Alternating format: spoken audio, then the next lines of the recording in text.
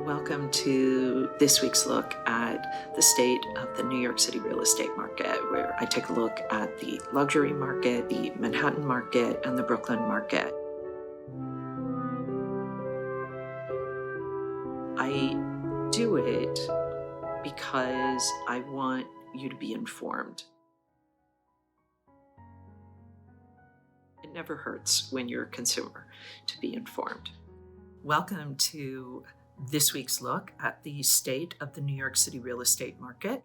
We are going to start with the luxury market, and we're looking at April 25th to May 1st, and we're going to start with the luxury market in Manhattan. So just as a reminder, the luxury market in Manhattan is 4 million properties that are priced at 4 million and above. There were 39 contracts signed. That's 2 more than the previous week. There were 19 condos and 17 co-ops, and there were 7 townhouses in that mix. The number 1 contract signed was a townhouse at 10 East 76th Street. It was asking $29.975 million. It was listed in, get ready, 2018. So that has been on the market for quite a long time. It is a 6-story, 22-foot wide limestone mansion. It has 12,380 square feet. It's divided into 3 units. The house has 7 bedrooms, 9 bathrooms, 13-foot ceilings, and 12 wood-burning fireplaces. If you are curious, the annual taxes total $188,337 a year. The number 2 contract was apartment 45 at 111 West 57th Street. It was asking $29.75 million. It was raised from $28.25 million when it was listed off of floor plans in 2016. This condo has 4,492 square feet. It includes 3 bedrooms and 3.5 baths. It also includes a 50 by 21 foot great room with 14-foot ceilings, and it overlooks Central Park. The 60-unit, 82-story building rises 1,428 square feet on the former site of the Steinway & Sons piano store, and it's near completion. The amenities include a concierge, a fitness center, an 82-foot pool, a lounge, a terrace, a private dining room, plus a covered driveway entrance. This building's been getting quite a lot of press, some good, some not so good, but the sales are moving quite well, though, in that building, so let's keep an eye on it and see what happens. Let's take a look at the statistics for last week. The total weekly asking price sales volume was $287,014,000. The average asking price was $7,359,333. The median asking price was $5,595,000, and the average discount from original ask to last asking price was 4%. Okay, so remember last week it was 11%? Wait, this is really jumping around right now, and again, as I said last week, I'm not sure that this is really, we're talking trend here. Obviously not, because last week it was 11%. This week it's back down to around 4%, where it's been 4 or 5% is what we've been seeing. Let's see what happens. The average days on the market, 586. Now, again, these are luxury properties. They do take a little while to sell, so not totally surprising that we would see that. The luxury market has been very, very solid in 2022. April alone, there were 164 signed contracts at 4 million and above, totaling $1,305,282,980. Wow, that was April alone. So this is despite the fact that the stock market closed out a truly awful month, right, in April. Yet, when you think about it, perhaps not so surprising, because what do people do when they're looking for less volatility to protect their assets?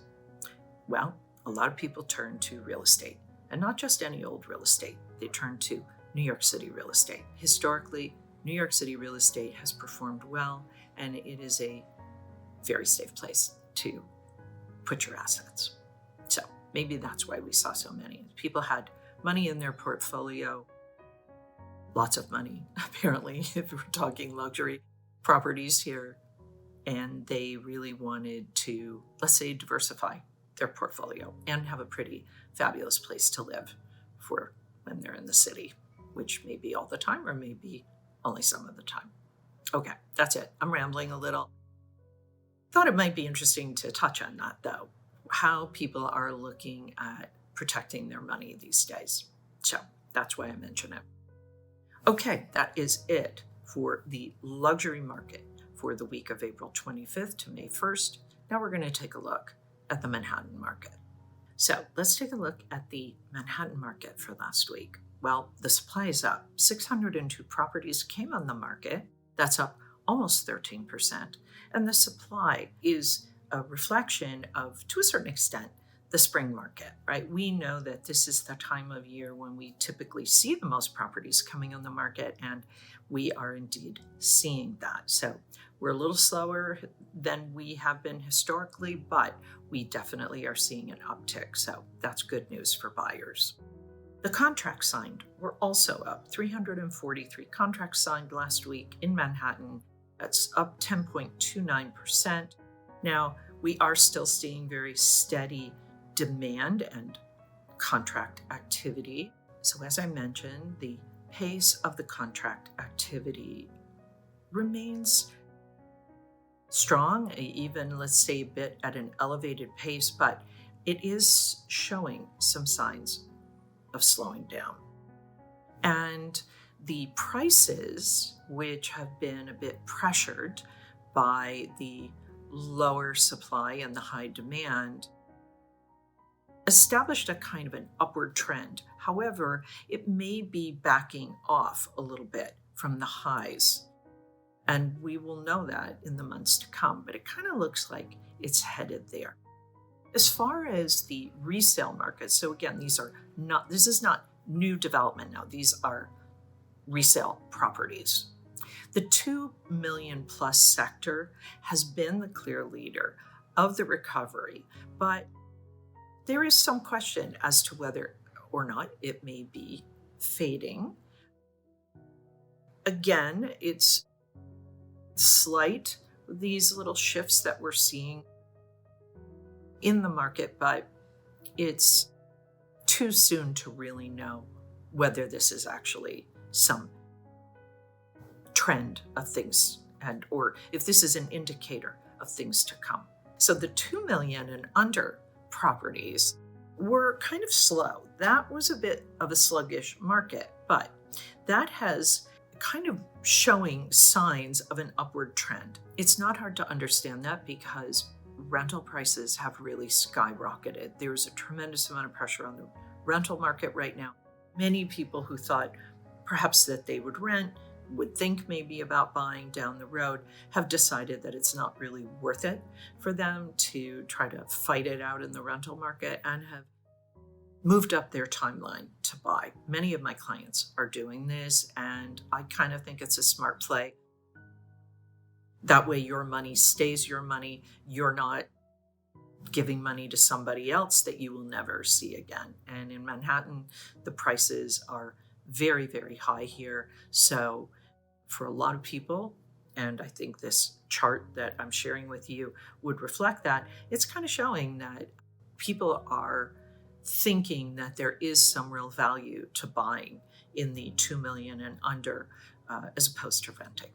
Okay, that is this week's look at the Manhattan market. Now let's take a look at Brooklyn. So Brooklyn also is showing some increase, although not as much as in Manhattan in terms of supply. 306 properties came on the market. That's up 3.38%. And the contract activity is up even a higher percentage, 12.2%. 2%, 230 contracts signed. So clearly, seller's market here.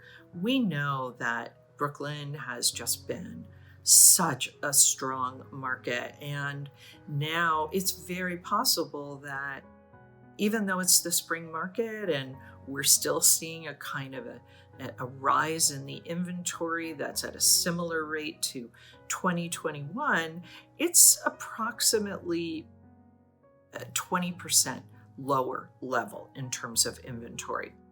The pending sales, so the demand in Brooklyn, resumed their upward trajectory as the market nears the peak of the busy spring season. So let's just talk about the pacing, not the actual number, but just the pace of it. It's now above the average of the last 2 years. So if you ignore 2020, the rate of the new supply is roughly equal to 2021. And we are seeing signed contracts continue to clip along at a kind of an elevated pace. We ignore 2020 and look at 2022 contract signed pace, and that's only slightly ahead of 2021. So if we're looking at what's really driving the Brooklyn market in terms of price, it's the townhouses and the condos. The co-ops are kind of lagging when it comes to, how the prices are, let's say, either going up or not. It's really the townhouses and the condo sector of the market that's really pushing the prices up in Brooklyn. Okay, well, a lot going on. We would expect there to be. It is the spring market. We still have at least 4 weeks remaining in the real meat of the spring market. So let's see what happens. If you are interested in more information or you have questions, feel free to post your comments below. You can also reach out to me directly. I'm always happy to talk to you to get more granular and talk to you about what's happening in the market here, whether it's in the luxury market or the Manhattan market or the Brooklyn market. I will be back next week with more state of the market news for the New York City real estate market. In the meantime, take care.